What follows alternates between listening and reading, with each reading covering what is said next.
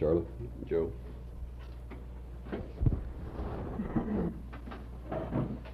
My name is Joe and I'm an alcoholic. Hi, Joe. It's good to be back this morning, and Charlie and I were saying we got a lot of strong-willed people here that made it back. I think that this is the fascinating part of this program, and I think we have laid the groundwork last night. We'll review for a minute, and we say that last night we dealt with the first 4 chapters, and through study we see that this lays the groundwork and the foundation, and it is in these chapters that we have identified and understood the problem of alcoholism for the first time in our lives. And then it has told us about a solution to this problem.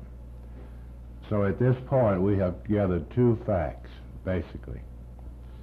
And we know that these first 4 chapters, as the author said, related to the first 2 steps, and why this is not mentioned in the big book of Alcoholics Anonymous. And one of the first things that we must do, and what this book helps us to do, is to gather these facts. And we arrive to the point which we say, which the great study shows that is the first step of recovery, is the point of decision. And I think that we can see the great design that is laid out in the big book. If I might back up for a minute, I noticed the blackboard up here, and I usually like sometimes, I don't spell too well and don't draw too well, but sometimes, you know, it can, a little design or a doodle might help you a little bit. I think that the first step over here indicates a fact, one fact. And it says in this fact, as the first step, we found out that this was our problem. And the problem encompasses 2 ideas. One idea, that we have an allergy of the body and an obsession of the mind. And that it says that these encompasses 2 problems.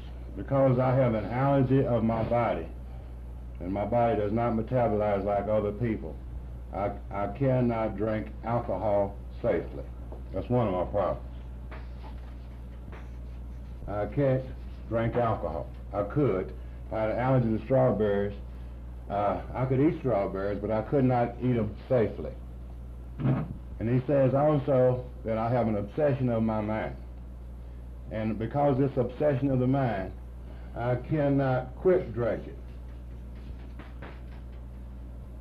And if I have an allergy to the body, which I cannot drink safely, an obsession of the mind, which I cannot quit drinking, then I am powerless over alcohol.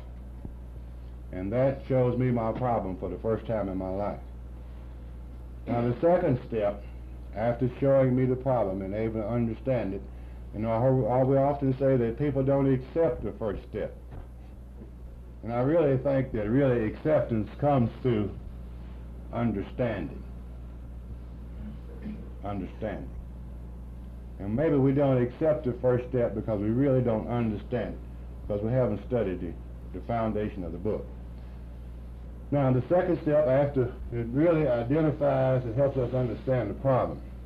The second step speaks of simply a possible solution. This is another fact which it gives us. And it talks about a possible way out, and it begins to explain the solution of the fellowship, and then it begins to explain in the second chapter the solution of the spiritual experience.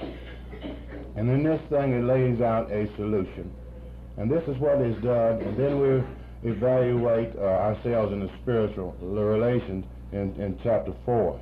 And then we enter chapter 5, which is the first progressive step of the program, is listed in how it works, how to bring about this solution. And it's listed in a step down here, which is basically, we'll rub these things out here, we'll leave problem over here. Because if you have a problem and you have the solution, then the next step of recovery, and I think our first progressive step, is to make a decision.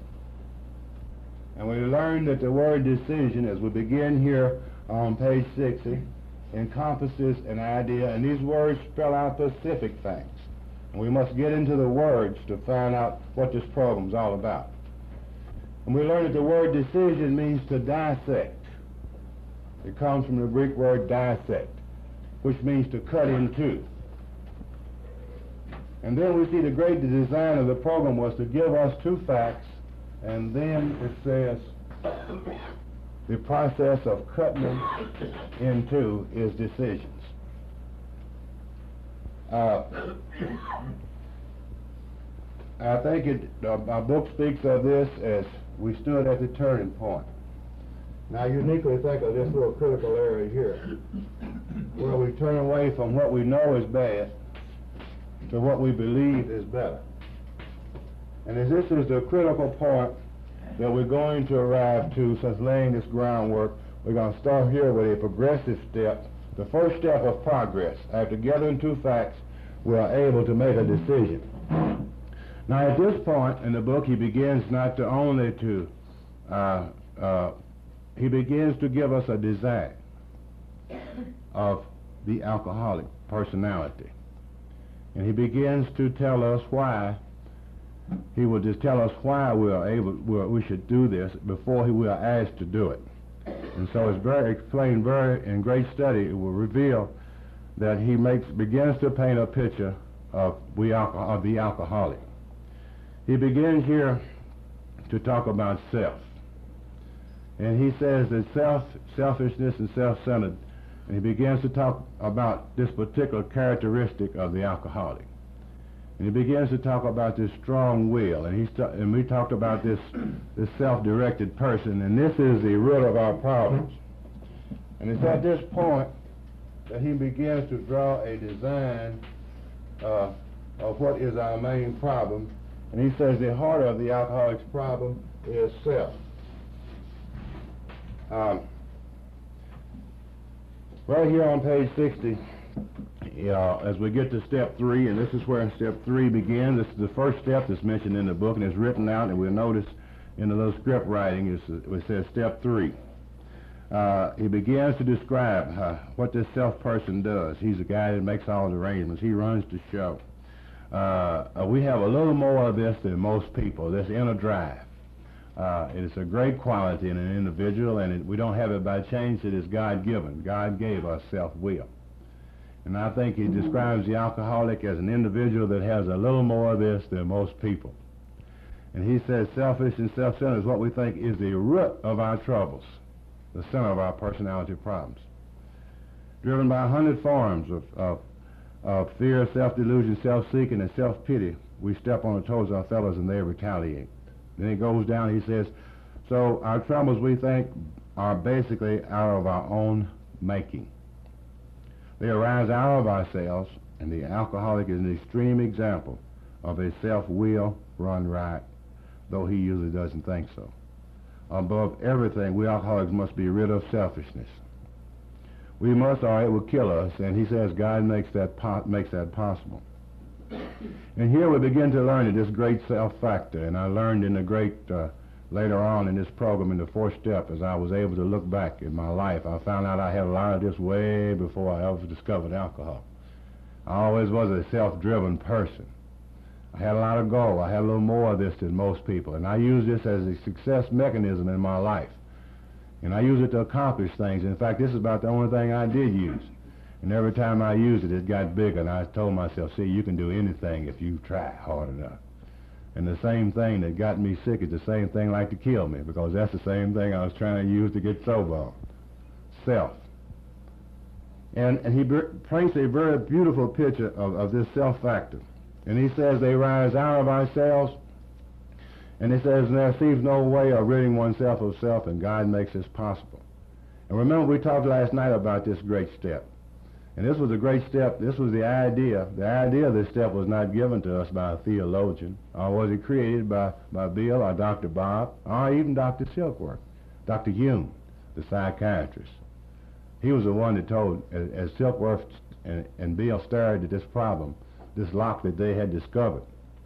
We know God in His grace. And Dr. Yoon told Roland H. And Dr. Roland H. came back and told Ebby. And Ebby brought this key to Bill and Dr. Silkworth. So this was a great idea, that through a vital spiritual experience, the self factor can be removed from the alcoholic's life, and then certain adjustments can be made in steps 4, 5, 6, and 7. But until this self factor is tempered, and the only known way this has ever been done in the personality of an alcoholic is very simple, as explained in this step. Because it says he makes this decision to turn his will. That is a key little word that gives a lot of people a lot of problems.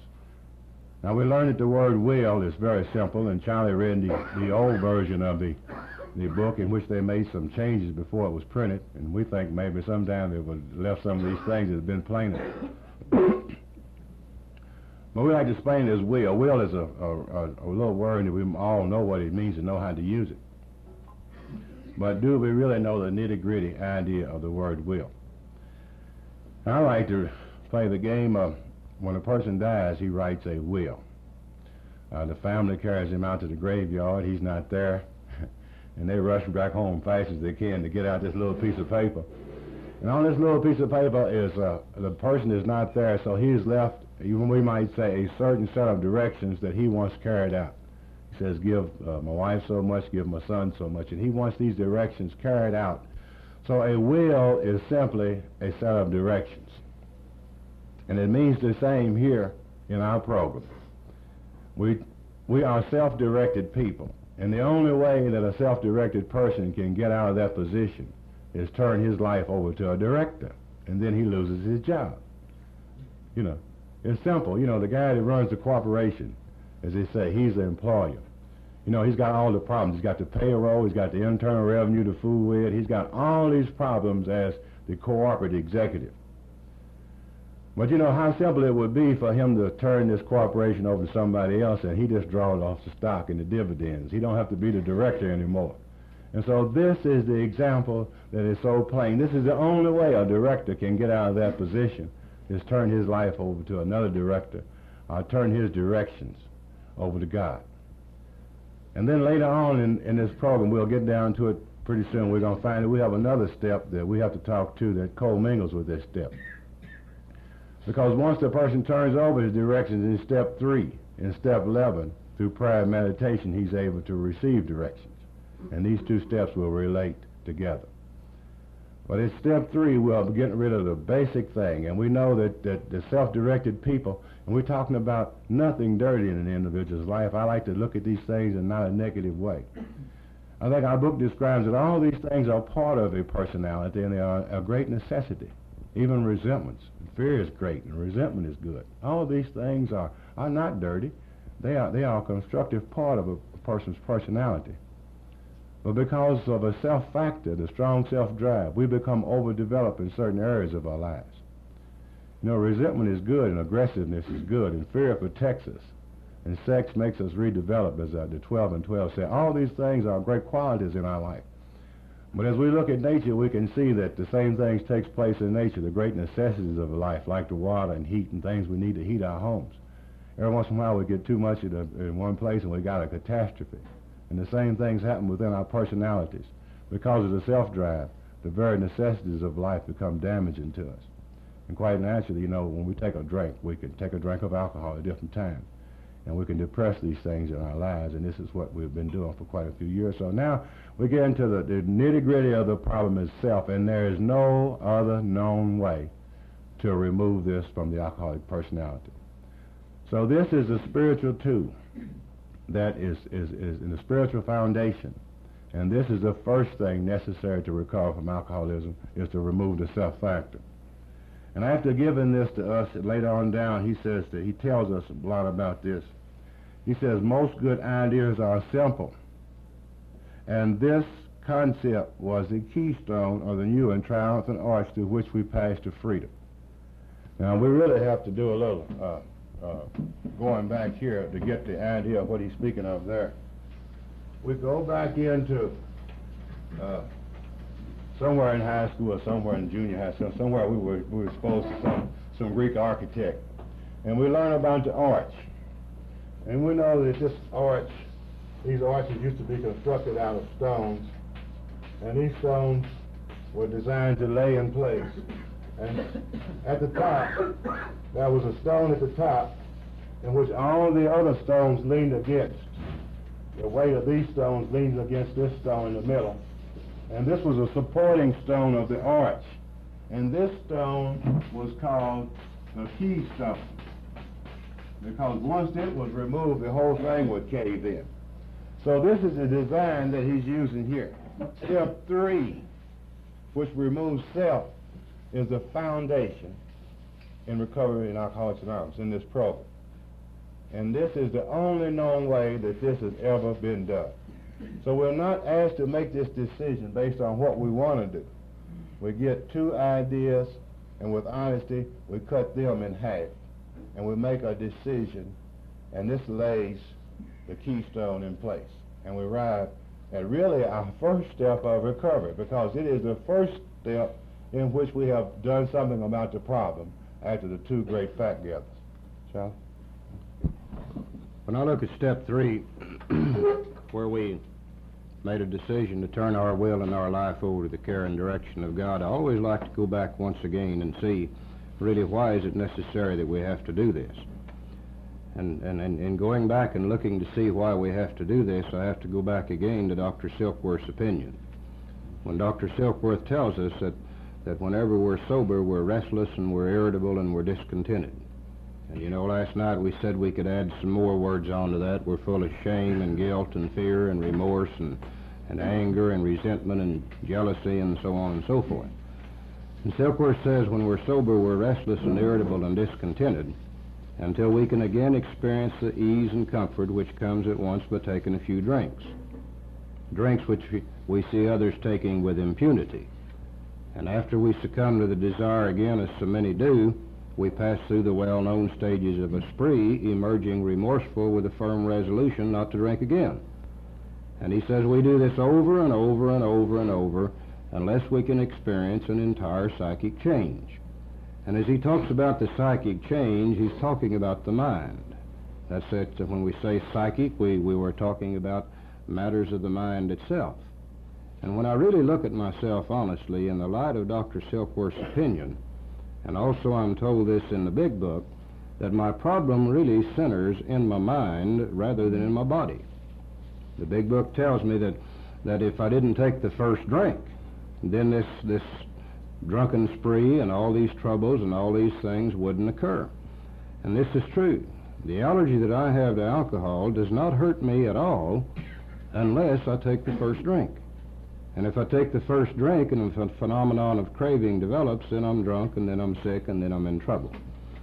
So according to what Silkworth says, if I want to stay sober, if I want to live without taking that first drink which triggers the allergy off, it's going to be necessary for me to find a way to live to where I'm not restless and I'm not irritable and I'm not discontented whenever I'm sober.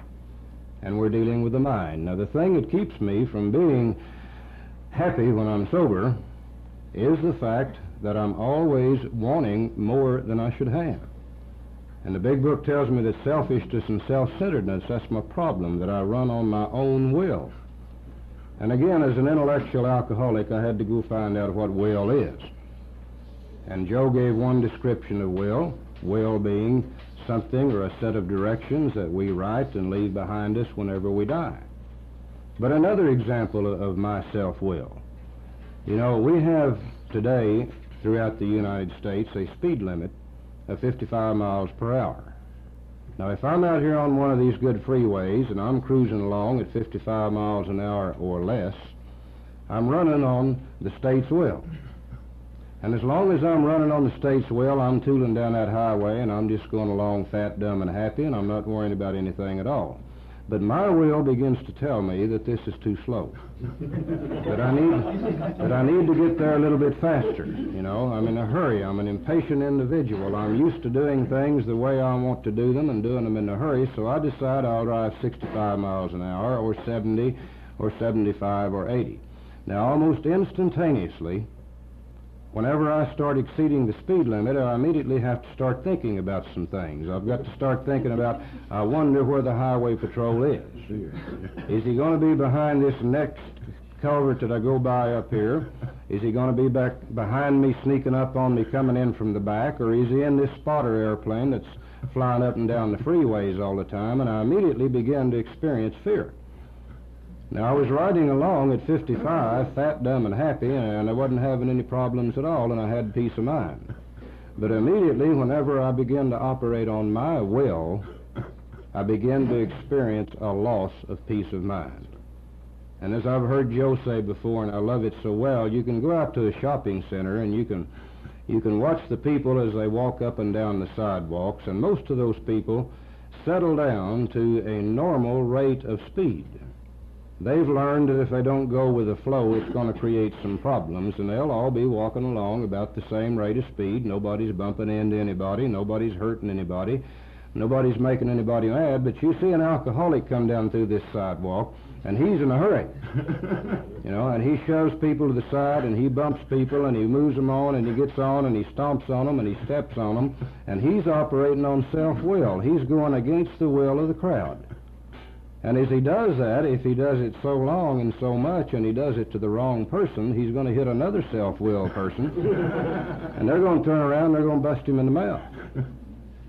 I think we need to bear in mind that for the doctor's opinion and the first 4 chapters of the big book, we were dealing a whole lot with alcohol. We talked about alcohol. We talked about it in the chapter There Is a Solution. We talked about it in There Is More About Alcoholism. We talked about alcohol in Bill's story. We talked about alcohol in Dr. Silkworth's opinion. Now we've reached a point in the big book where we don't talk about alcohol anymore. From this point on, we're talking about the mind. We're talking about what is necessary to take the psychic change that Dr. Silkworth discussed. We're talking about what is necessary to have the vital spiritual experience. You know, even Dr. Jung's description of the vital spiritual experience, he says, suddenly the old ideas and the old concepts and the old motives which were the guiding factors of this man's life were suddenly cast aside, and they were replaced with new ideas and new concepts and new motives. Dr. Jung was talking about the mind. And I think when we look at step 3, there's 3 words that we really ought to take a real close look at. To begin with, step 3 says we made a decision. Okay, if we've studied the big book, and if we've read the doctor's opinion, and if we've read the first 4 chapters, and if we agree with those, then we have made really 2 decisions before we ever get to the 3rd step. Number 1, we've admitted we were powerless over alcohol and that our lives are unmanageable. No way we can drink this alcohol. No way that we can stay sober by ourselves.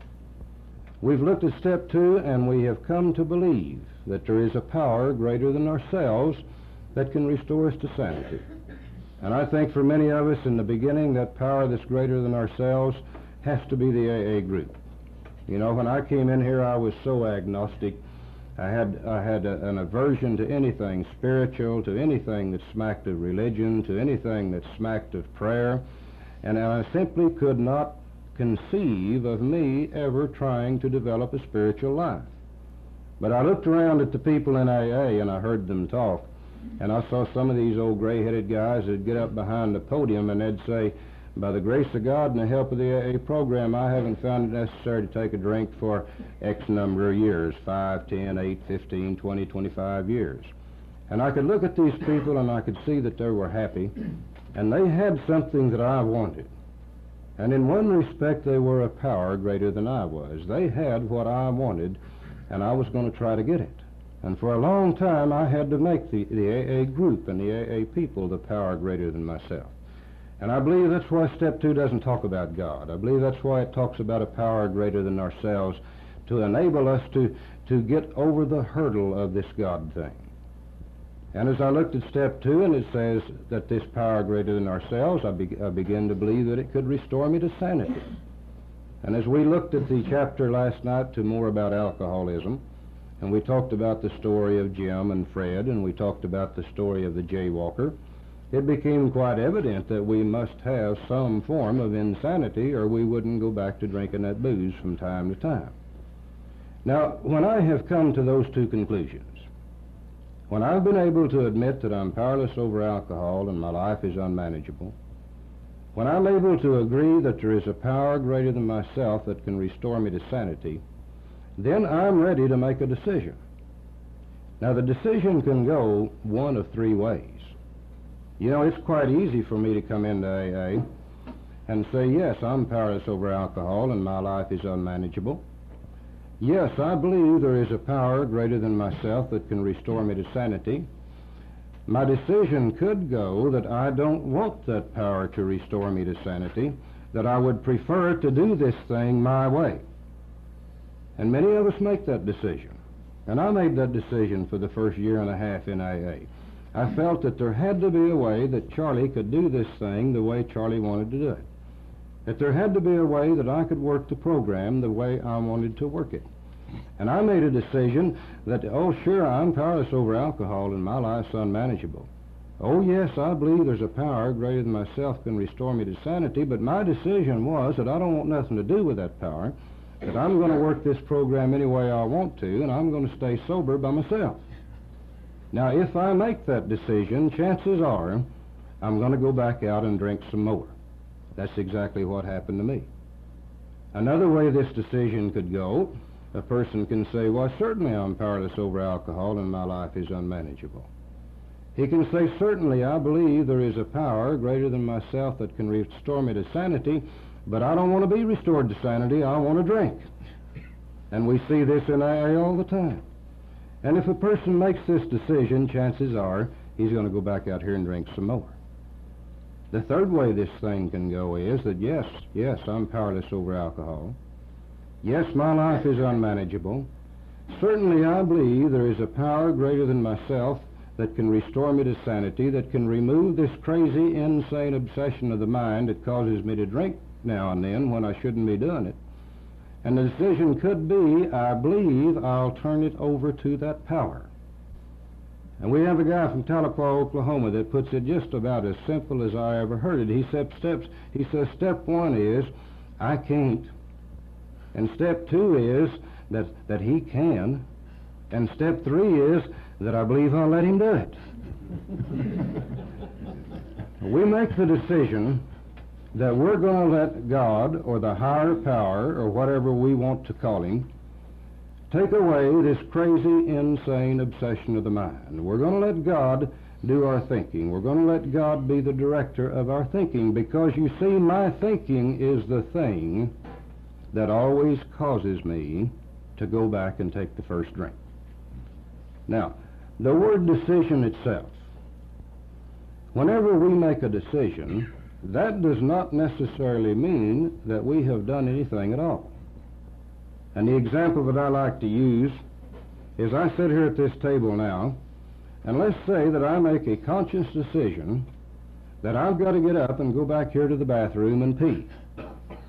If I sit here and I decide that I need to go back to the bathroom and pee, unless I take some action, I will be sitting here an hour from now or 2 hours from now making the decision that I need to go back to the bathroom to pee. In order for me to get the job done, I'm going to have to get off my duff, and I'm going to have to take some action to implement and carry out the decision that I've made.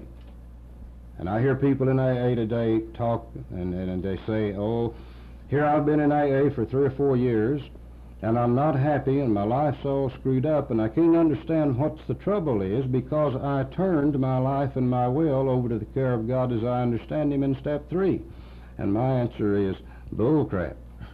In step 3, we make a decision, period. We decide that we're going to do this. Now, what is it we're going to turn over to him? After we make the decision, what is it we're going to turn over to him? The step 3 talks about will and life. Will is nothing more than thinking. Whatever my mind thinks, this is what I'm eventually going to do. If my mind thinks long enough about drinking, eventually I'll drink. If my mind thinks long enough about stealing, eventually I'll steal. If my mind thinks long enough about lying, eventually I'll lie. If my mind thinks long enough about adultery, eventually I will commit adultery. Now, my problem is that my thinking all my life has caused me to do things that I should not do. It's caused me to do things which has thrown me in conflict with other people. And as I'm thrown in conflict with other people, these people retaliate, and as they retaliate, it causes suffering and pain and humiliation for me. My thinking is the thing that got me to the program of Alcoholics Anonymous. I know in the beginning I looked at step 3 and I said, I'm kind of afraid to turn this thing over to the care of God as I understand Him, because in the first place I don't understand Him, and I really don't know what will happen if I turn it over to Him. He might want me to go to the deepest, dark regions of South Africa and be a missionary or something. I'm afraid to turn it over to Him. And an old-timer in AA reared back and looked at me, and he grinned, and he said, Charlie, did you ever think about this? That at least if you turn your thinking over to the care of God as you understand Him, it will not be in the hands of an idiot.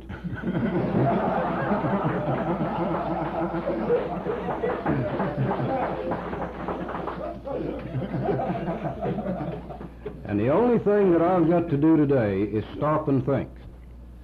If my thinking apparatus, which is my mind, if it was so good, if I had so much intellect, if I was so intelligent, how did my life get so screwed up that I had to come to the program of Alcoholics Anonymous? My thinking is what got me here. Now, my daddy used to tell me when I was a kid, and I didn't understand what he said. My daddy always said, Charlie, you will always be what you think. He says, if you think good, you'll be good. He says, if you think bad, you'll be bad. He said, if you run with the dogs, you'll be a dog, and if you run with good people, you'll be a good person. And I didn't tie that together until I'd been in the program of Alcoholics Anonymous for a long time. My will is my thinking. My life is my actions. My life today is made up of a series of actions that I take. My whole life has been made up of all the series of actions that I've taken from the day I was born. If my thinking is good, my actions which make up my life will automatically follow to be good. If my thinking is bad or wrong, then my actions which make up my life will automatically be bad or wrong. Now, my thinking is what caused me to take all the actions that I've taken all my life that got me to the program of Alcoholics Anonymous. It is time for me to let something else direct my thinking. If I can let something else direct my thinking, then my life will automatically be good if that director is the right person. And the person who I'm asking in step 3 to direct my thinking for me is God as I understand Him. And if I can receive the directions from God to control my thinking, then my life, my actions will automatically become good. If I don't receive that and keep running on my own will, my own self-will, I am continually going to be in conflict with other people. And you know, many times I do things and used to do things that I knew they were the wrong thing to do. I would go ahead and do them, and immediately when I did them, I had to start worrying about what's other people going to do and think and say whenever they find out about it. And whenever they did find out about it, they were going to retaliate against me and cause further suffering and pain and humiliation to me. And I think those are the 3 key words that we need to look at when we look at step 3. What is the decision? What is our will? And what is our life? And I think we need to be aware that in step 3, all we're doing is making a decision. We make an effort, and we make this effort through a simple little prayer contained in the big book, and I think we need to look at this prayer. I think this prayer is one of the most important things in the big book, period, and it's on page 63. My big book tells me that if I have become convinced that my selfishness and self-centeredness is my problem, and if I have become convinced that I want to turn this thing over to a power greater than myself, that if I'm through fighting it, and I want the help from this power greater than me, we take a look at the middle paragraph on page 63, and it says, "We were now at step 3. It says, "Many of us said to our Maker as we understood him, God, I offer myself to thee to build with me and do with me as thou wilt. Relieve me of the bondage of self that I may better do thy will. Take away my difficulties that victory over them may bear witness to those I would help of thy power, thy love, and thy way of life. May I do thy will always." We thought well before taking this step, making sure we were ready that we could at last abandon ourselves utterly to him.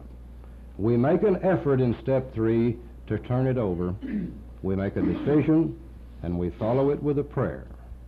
And here we're ready now to let God start removing or start directing our thinking in order to have the peace of mind that Dr. Silkworth tells me that I must have if I want to stay sober.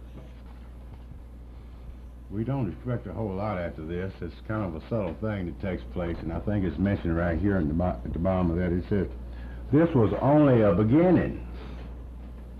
Though if honestly and humbly made, the effect sometimes a very great one was felt at once." It's just a small beginning.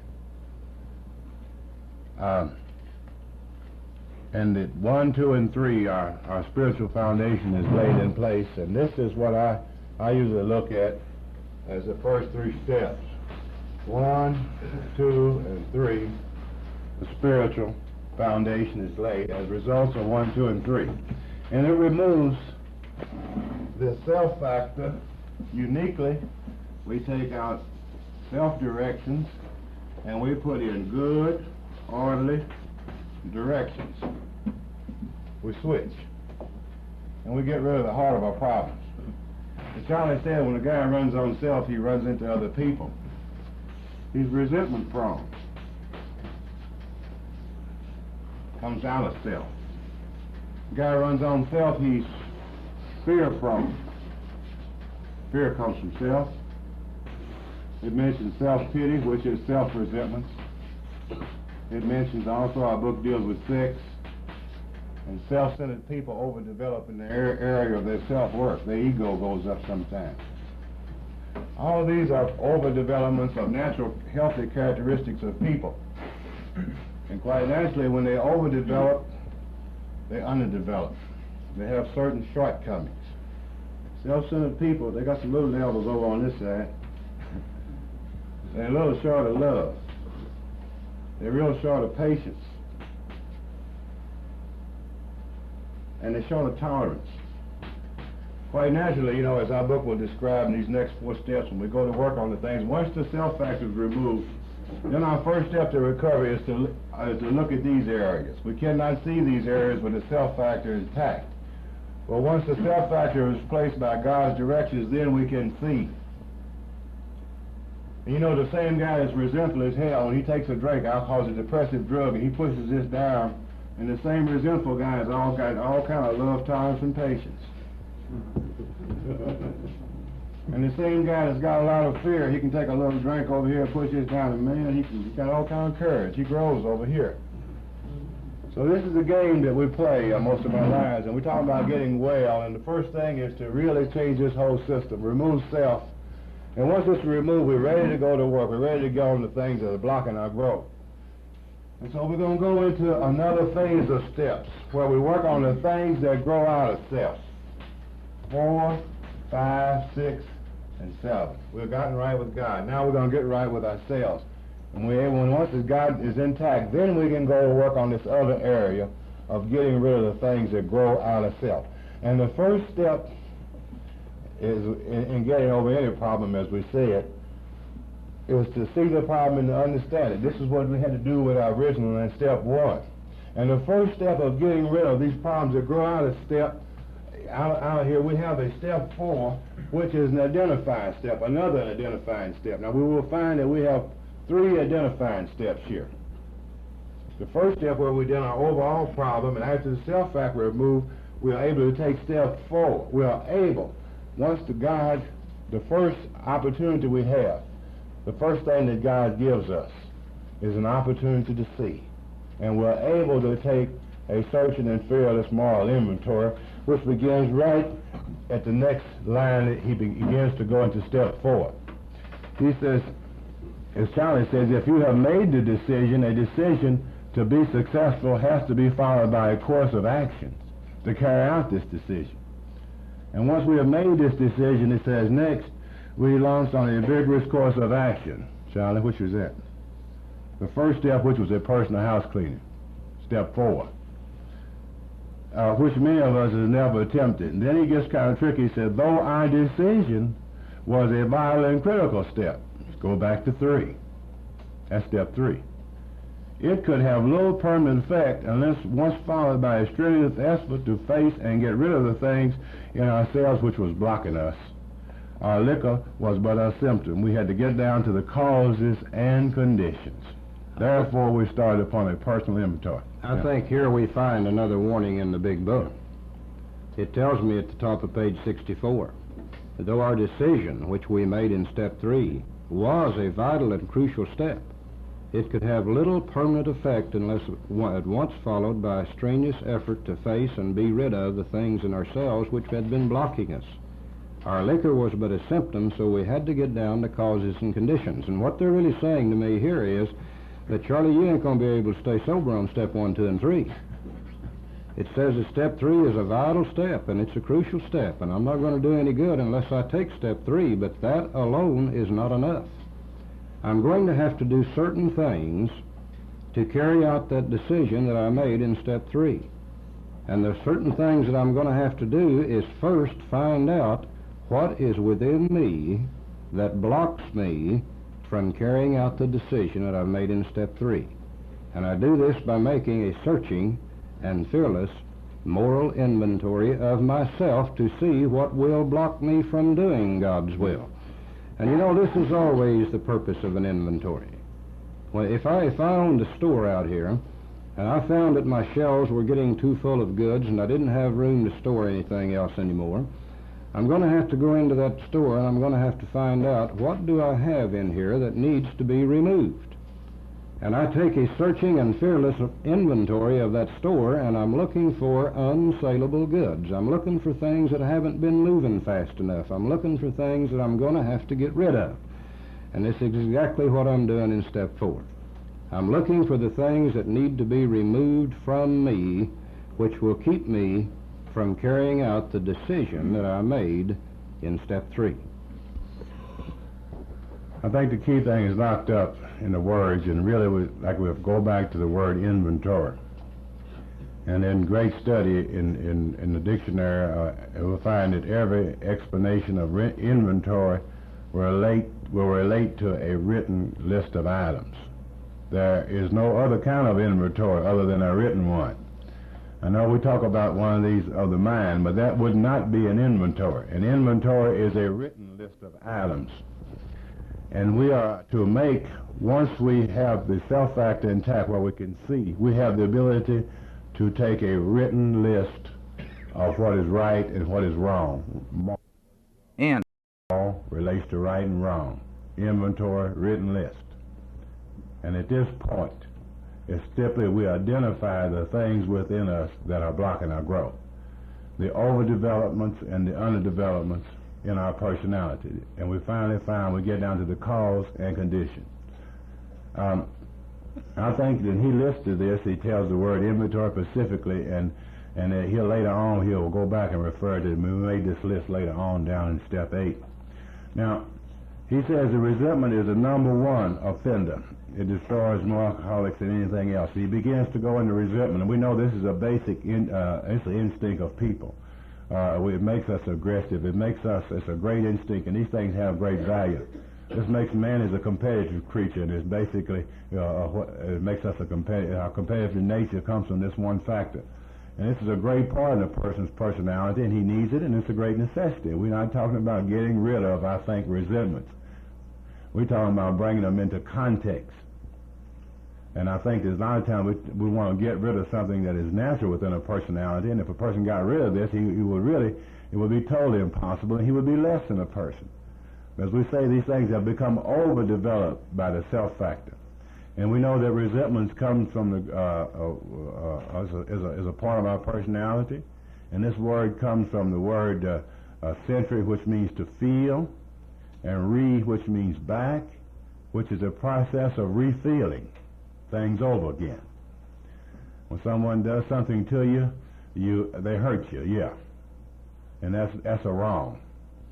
And then you go home and replay it. Say, you play the whole scene over to get the feeling out to hurt yourself again. That is a resentment. And I like to look at resentments like the football games. Some of you will probably watch this evening, and a man will go down the field and he'll get hit, and it'll be pretty bad. It'll be a hurt. And they'll turn that darn resentment machine on. They got a videotape player, and they'll replay that scene. And as they replay it in great reality and slow motion, you can see the hurt, you can see his arms go up, and you can see the pain in his face. It was a lot worse than the first time you saw it. And the more they play it, the worse it gets.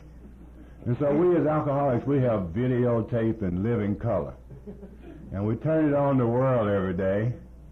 And people do wrong us, but we come home and replay it and hurt ourselves. And I think that once we learn how stupid this is, and we have always all our lives laid this on other people. But this book says resentment is our number one problem. And there are two types of resentments. One is a resentment against others. And then this great emotion is usually tied in with another emotion that we have. Once we are hurt by others, we always take the attitude that if this hadn't have been here, this would have happened to me. The whole world is picking on me. And then we have a thing where we resent our position in life, which is self-pity. And so he says this is our number one problem. And I think that really the majority of alcoholics, and I know in my case that really my number one problem was self-pity, self-resentments. I had more self-resentments than I did resentments to others. This is one thing that really made me uncomfortable. And I could go around, as a great friend of mine all the time says, pour me a drink. This is the way I operate. And resentment was my number one problem. Refeeling old hurts, to hurt myself.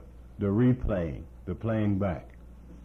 And this is a problem of a self-centered person. We can see how this problem would develop in a person that would be self-centered. We still go back to the root of our problems. After he goes through this, he goes into although he does say resentment is the number one problem, I really used to study why he didn't list them all, 2, 3, 4, 5. But I think maybe, he left this so that we could all fit in. It wouldn't be no rigid situation where we could all come in. So he doesn't use this thing but 1, and he doesn't use 2. But later on, over on page 67 at the bottom of the page, he gets into our next greatest problem that comes out of self after he talks about resentments, and we relate to self-pity, but both of these are resentments. Notice the word fear, which is bracketed along the difficulties of Mr. Brown. He begins to talk about fear. This evening in Cordoning thread, the fabric Grissom was shot through with it. And we know that fear is a great natural instinct, and because of self, as Charlie said, when you're traveling on the state's wheel, you don't have any problem. But fear begins to go when self takes over. You begin to have fear. And people that are selfish and self-centered, they begin to anticipate life. They are the directors, and if you're the director, you run the show, you have to anticipate things. So this fear begins to develop in our lives, and this is one of the next problems that causes us, and this directly comes from self. And he talks about this, and we go into this fear in great deal, and he tells us how to handle it.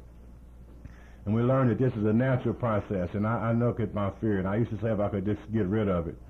I hear so many people talking about eliminating fear from my life. But I really need fear. I need fear to cross the street. I need fear to run hot water in the sink. I need fear to take a shower. I need fear to do so many things all day. I cannot be. I wouldn't last a night if fear was taken from my life. Fear is a part of my life. And of course, quite naturally, as a child, I lived in a world, and I think that this is one of the great things. I live in a world of ignorance about our lives, and I was taught ignorant. They told me when I got 6 years old, you're a big boy now, you shouldn't have fear. And I felt guilty because I had it, But this program told me that I do have fear, and that fear is healthy, and that I need it. But I had it in the wrong context in my life. And we know that fear, it plays a great part in people's lives, and it causes a lot of people destructions. And I learned, as Charlie said, that my thinking has to be correct. And I know that I cannot too, but one thing with my mind, I cannot think and have fear at the same time. But once my thinking is in control, then fear is minimized in my life. It comes from self. So there's no way that I can have fear with God. And I think that we hear this in all the work. Fear is a product of self. I can always say, what are they going to do to me? And it's a position of fear. But there's no way I can say, what are they going to do to me and God and I, and ever be in a position of fear. Because I'm in a different position with God directing my life. So that I know that it's once this thing away that I am able to analyze my fears in this thing. And so fear is the number one instinct that he talks about. And then he gets down into Charlie's favorite after he tells us about the overdevelopments of fear and the overdevelopments of resentment and self-pity. Then he tells us about sex. We have in here, basically, they give us 3 areas that we need to be inventory. He told us first we needed to make a list of resentments. The people, places, institutions with whom or which we were angry. And they even went so far as to give us an example of how to make this list. They told us that we take the name of the person we're resentful toward and we put him down on a piece of paper, and then over at the side of it we put down why we're angry or resentful at them. And it told us then to try to determine which basic instinct caused that, which we'll talk about a little more just in a minute.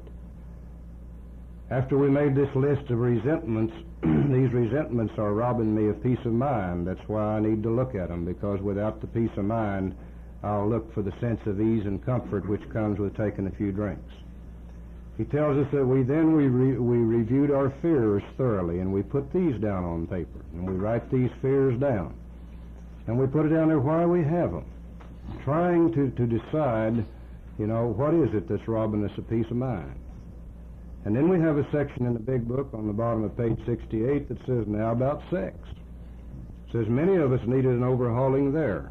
But above all, we tried to be sensible on this question. It's so easy to get off the track. And once again, he's given us 3 areas that we need to be looking at. We need to be looking at resentments, we need to be looking at fears, and we need to be looking at sex. It says we reviewed on page 69, it says we reviewed our own conduct over the past years. Where had we been selfish, dishonest, or inconsiderate? Whom had we hurt? Did we unjustifiably arouse jealousy, suspicion, or bitterness? Where were we at fault? What should we have done instead? We got all this down on paper and looked at it. In this way, we tried to shape a sane and sound ideal for our future sex life. So we in AA, when we talk about sex, we tend to think that this is a dirty thing. But it's not a dirty thing. Sex is a great thing. It's one of the most wonderful things that can happen to the human race. It's very enjoyable if we're doing it in the right places, in the right way, and with the right people. Remember, Joe said last night that this book was primarily authored by an intellectual Yankee. And this intellectual Yankee sometimes was quite hard to understand.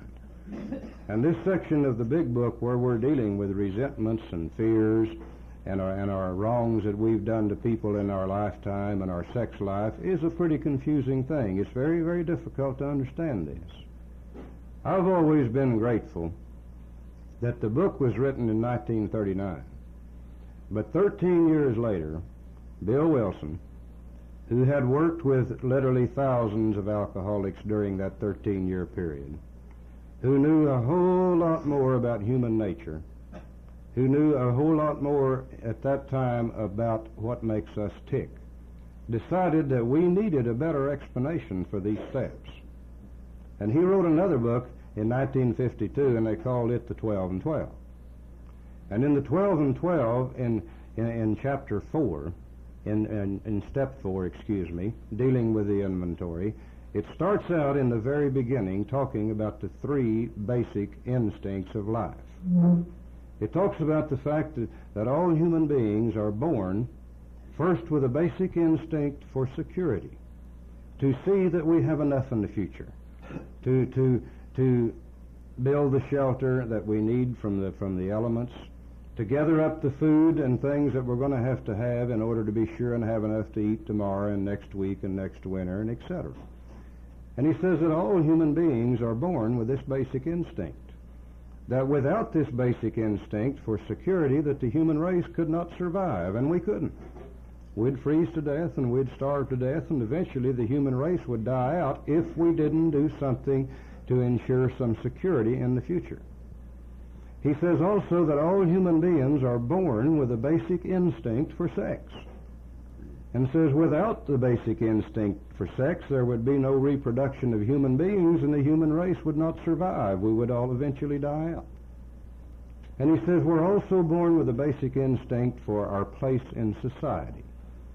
He says that all people want to be liked and respected by other people, that all people want to join together, and I think that maybe the psychiatric profession would refer to this as the herd instinct. I don't know. It really doesn't make any difference.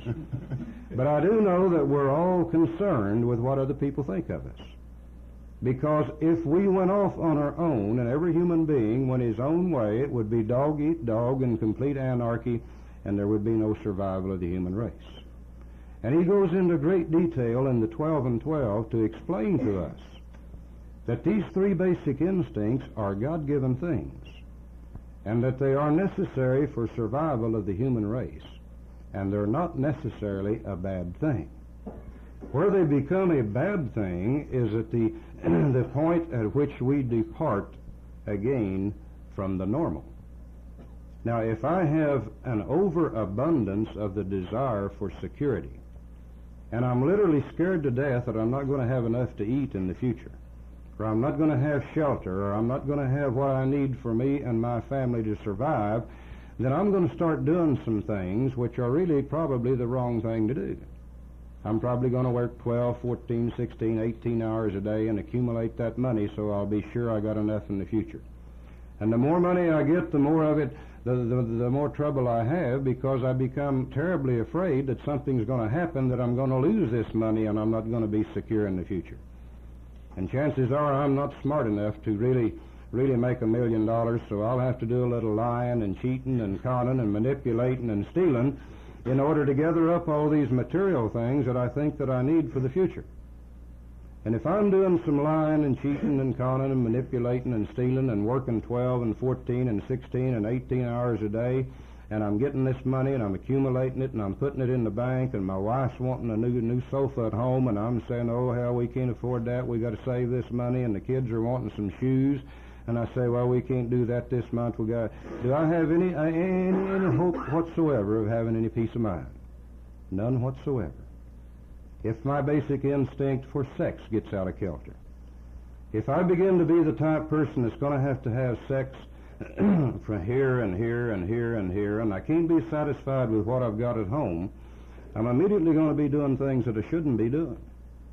I'm going to get out here and I'm going to go to playing around with one of these good-looking girls, and the first thing I'm going to have to do when I take her to the motel, I get out of the car, and the first thing I have to do is look around to see who sees me going in that motel. And if I go in that motel with her and I have sex with her, then I immediately have to be worried about what's my wife going to do when she finds out. Is she going to sue me for divorce? Is she going to take the children? I'm immediately going to have to be worried about what's this girl's husband going to do when he finds out. You know, is he going to beat the hell out of me? Is he going to shoot me? Is he going to kick her out? Or what is he going to do? Again, I rob myself of peace of mind if that basic instinct is out of kilter. If my basic instinct for what other people think of me, if my basic instinct to want to be a member of society and be liked and be respected gets out of kilter, it can cause all kinds of trouble. I may go out here and try to make $1 million, not so much because I'm afraid that I won't have enough to eat and I won't have shelter, but I may think that in order to have you like me and respect me and tell me how smart I am, that I'm going to have to accumulate all this land and all this property and all this money and drive these big, fine, fancy cars, and I drive myself completely out of my mind trying to gather up the material things which I think I need to have in order for you to respect me, and it robs me of peace of mind completely. Bill goes to very great detail in step 4 to tell us about the three basic instincts of life. And then he says that all emotional problems that we have can be traced back to one of these three basic instincts of life. Now, really, this is what we're looking for. If I'm resentful toward another human being, that human being has threatened one of my basic instincts. He's either threatened my security, my prestige, or my sex life. And if I'm mad at him, I'm robbed of peace of mind.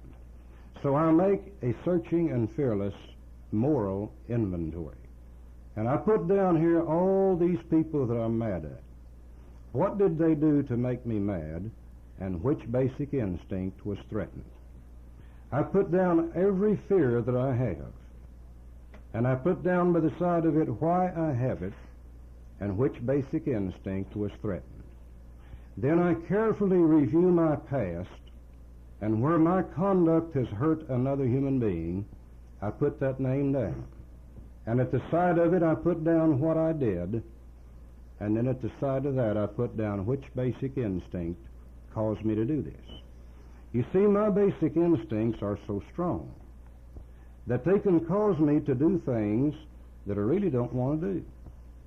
You know, as a boy growing up, I can so easily remember that there was a word that you never did call another guy if you didn't want to fight. And that word was son of a bitch. I can remember a guy calling me a son of a bitch, and here I'm a little short guy, and I never was very strong, and I never was very tough. But he would call me that word in front of a group of people. And I didn't want this group of people to think that I was a coward. So in order to gain their respect and keep their respect, it was necessary for me to get up and try to knock him down because he called me an SOB. I really didn't want to, because I knew what the results would be. I knew it'd beat the hell out of me, but I still had to do it. I know as an adult living in society today that I really shouldn't be having sex outside of my home. That my sex life should be with my wife.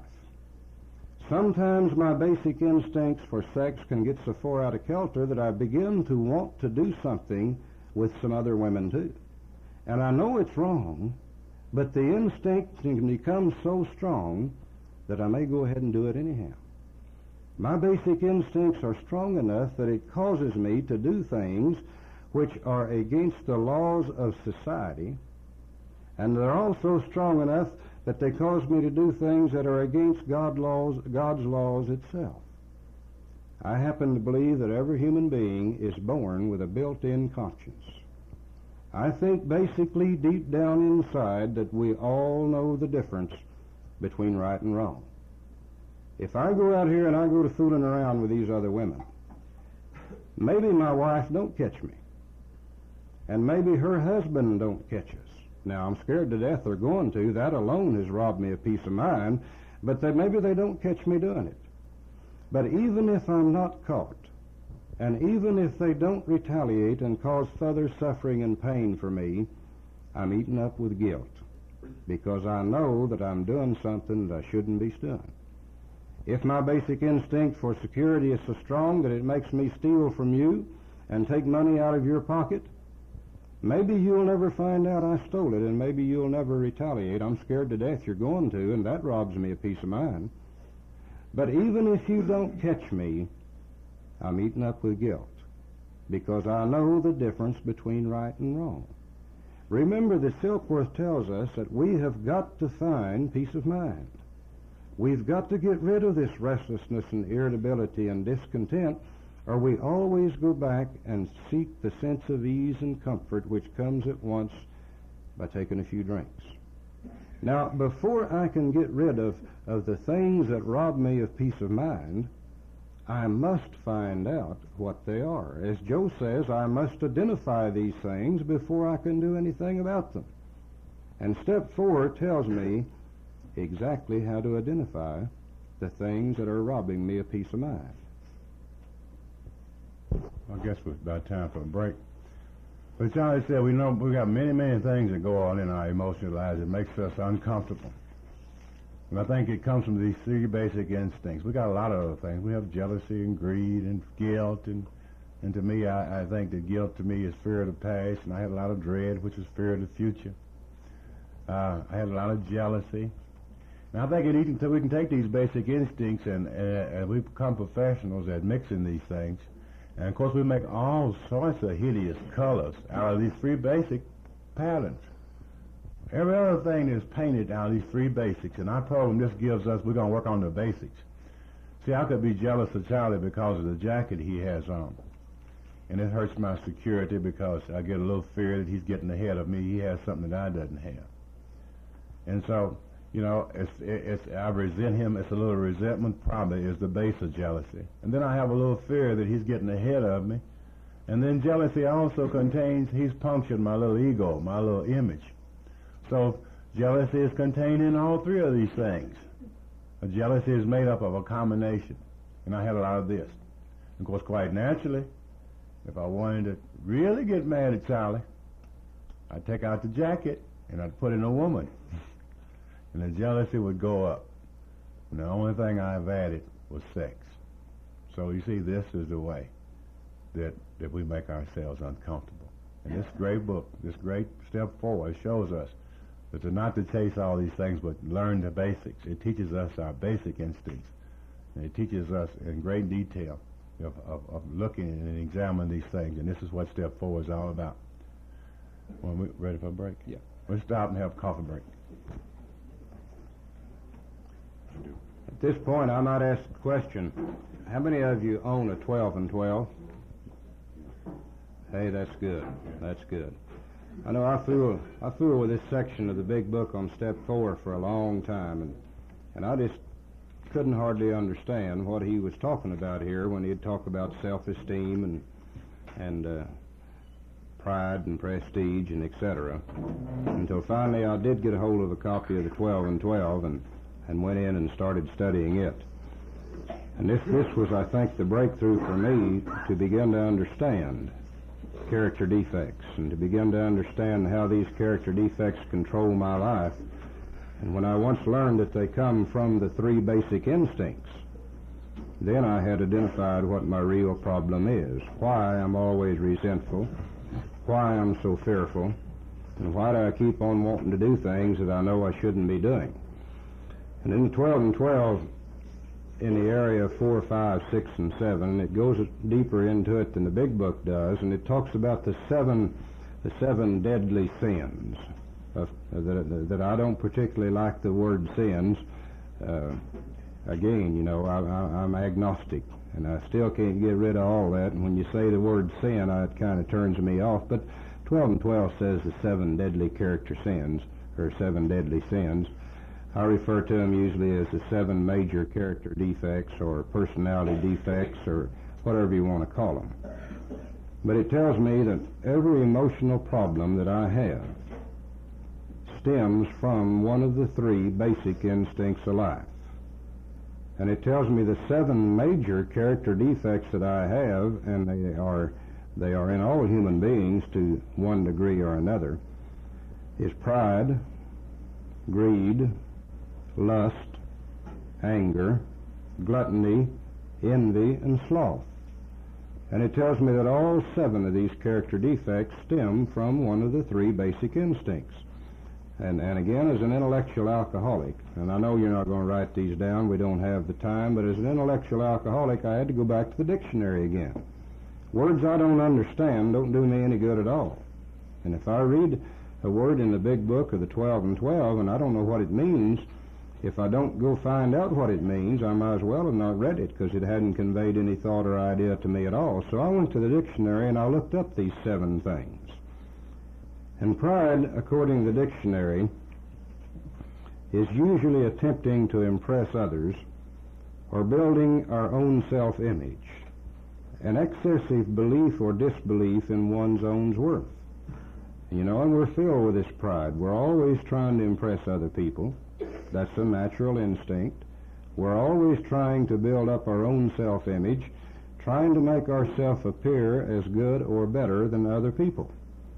And many of us throughout our lifetime have always felt that we didn't quite measure up, that we were always on the outside looking in. And I think this is one of the reasons that I enjoyed drinking that old booze so much. When I drank that old booze, man, I didn't have any of that stuff of being afraid of other people, or I wasn't afraid I'd make a mistake. I wasn't afraid I'd stumble and fall on the dance floor.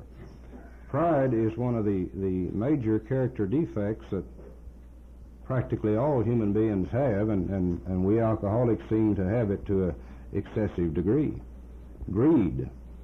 Greed is an insatiable desire to possess things beyond our own needs. And if I become a very greedy person, and I start trying to accumulate all these material things, there's no way in the world that I can have peace of mind. Lust. Lust is a desire to desire something to the excess, usually associated with sexual desires. Now, we can lust after many things, but normally it's associated with sexual desires, and it's desiring something to the excess. Anger. Anger is a feeling of displeasure because of supposed mistreatment, usually showing itself in a desire to fight back. Gluttony. Gluttony is indulging in anything to the excess, usually associated with food. Envy. Envy is jealousy of another's possessions, unhappy because you can't have the same thing. Sloth. Sloth is simply laziness. I love it in the 12 and 12 when it says procrastination is nothing more than a 5-syllable word for sloth. And you know, I look at my life today and I search my life today. And any time that I become one of these 7 things, any time that I become angry, any time that I become resentful, any time that I become fearful or jealous or envious, I search myself to find out why. And I find always that one of the 3 basic instincts have been threatened. And in step 4, what we are really attempting to do is to find out how these things rob us of peace of mind, to find out how the resentments rob us of peace of mind and what causes those resentments, to find out how fears rob us of peace of mind and what causes those fears, to find out how the different character defects that I have cause me to be restless and irritable and discontented. And if I've taken step 4 and I've taken it thoroughly, and I've taken it completely to the best of my ability, I'm going to be able to look at these things and I'm going to be able to say, well, here, this resentment that I have toward this guy over here was caused by jealousy. It was caused by greed. It was caused by lust. It was caused by anger. It was caused by fear. If I look at this thing real closely, I'm going to be able to see where this fear here is caused from my pride. And if I carefully review my past and see where my conduct hurt others, I'm going to be able to see, well, yeah, greed caused me to steal that guy's money. Lust caused me to do this. And I can begin to see the things that block me from carrying out the decision that I made in step 3. I can begin to identify the things that I need to start working on. I can begin to identify the things that I need to start getting rid of if I want to have peace of mind. Now, it's impossible for the human mind to think of more than one thing at a time. You know, this taking an inventory in your mind, you can only look at one thing at a time. And if I'm taking an inventory in my mind and where I'm thinking about that one particular person that I hurt, I can't see all the others that I hurt. I can only see that one. If I'm thinking of that resentment against that one person, that's the only thing I can see in my mind at that time, and I can't see the other resentments. But if I will put these on paper, for the first time in my life, I've been able to see me. And you know, when I came to AA, I thought I was a pretty good fellow. I thought I just drank a little too much whiskey. I didn't steal except when I absolutely had to. I didn't lie unless it was absolutely necessary, and I thought that I was a pretty nice guy. But when I once put it on paper and got it all down and got all these resentments and all these fears and all these wrongs on a piece of paper, and I looked at it and I thought, my God, is this really me? You see, honesty is mentioned 3 times in the beginning of how it works. Step 4 is the first time in our life that we're going to be honest with ourselves.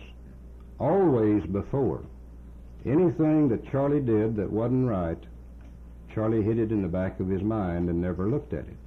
Never did try to find out what caused it. Never did try to find out anything about it at all, simply hid it away. And in step 4, this was my first attempt to really look at me and find out, why am I resentful? Why am I fearful? Why do I keep on hurting people when I don't even want to hurt them? And unless I can find out why, I don't know what to work on. You know, it doesn't do any good to say anger is my problem. I've got to find out what causes anger. It doesn't do any good for me to say that stealing is my problem. I've got to find out why I steal. It doesn't do any good for me to say that sex is my problem. I've got to find out why I want to keep on doing them damn things. Because even if I don't go do them and still want to do them, that robs me of peace of mind. And Silkworth tells me without peace of mind, I've had it. I'll go back and look for the sense of ease and comfort which comes by taking a few drinks. Next, we're going to turn over to another chapter, Into Actions. Into Actions, we found, we'll begin with step 5. We found 3 and 4, our first steps that the book mentioned, and how it works. Into Action is contained on the first page, the 5th step. And you can see how, having made a personal inventory, what shall we do? And he ties in the other steps, and he shows you how precisionally these inner steps in the lock. As we have discovered the nature of our problem for the first time in our lives, and we see ourselves, our character defects, and our shortcomings, we see the things that have been blocking our growth. Then the next step to recovery is to bring these things to the surface, to kind of bring them out to where we can begin to deal with them in step 6 and 7, the eliminating steps. And I think that step 5 is a very necessary part of a program, and it plays a unique part. Now, it's not an eliminating step. It's not a step that's going to get rid of anything, but still yet it plays an important role. And to me, it's sort of like going to the dentist. You know, you got to, and going to the dentist is sort of like step 1 and 2. You know, I got a toothache, and I'm powerless over it. I don't like it. And the dentist is a solution, but I don't like that either. But I have to make a decision somewhere along the line to either keep the toothache or go to the dentist. And when I go into the dentist's office, he opens the mouth and he takes an inventory. You know, he looks in there and he sees it. But he don't reach in there with no pliers. You know, the first thing he's got to do is settle me down, and he's got to give me a sedative to ease this thing before we can eliminate it. And to me, step 5 is a greater sedative. That's the role it plays, because an inventory is a pretty hurting thing. And then this beautiful step is there that's able to open up the sewers of our minds and bring this thing to the surface. And this step talks about it's a very necessary part of the program. Although it does not eliminate anything, if it itself was eliminated from the program, it would make it very difficult. It's in this step that we have 3 steps. And there are some of these steps that encompasses more ideas than one. And step 5 to me encompasses 3 ideas. And I think that our book says precisely, and it says follow our path. And it says, you know, take it easy here. And we got 3 things to do is encompassing this idea of the 5th step. Number 1, it says to talk to God about the exact nature of our wrongs. Well, this is the least difficulty of the whole thing, because, you know, we can safely assume that he has some knowledge of this already. Now, the next most difficult step, and although it is written, it's not exactly written out in 3 steps, but in the way the language, it is, you know, we can read it through. The next difficult thing here, the next most difficult thing, is to talk to ourselves about it. This is the 2nd step of the 5th step.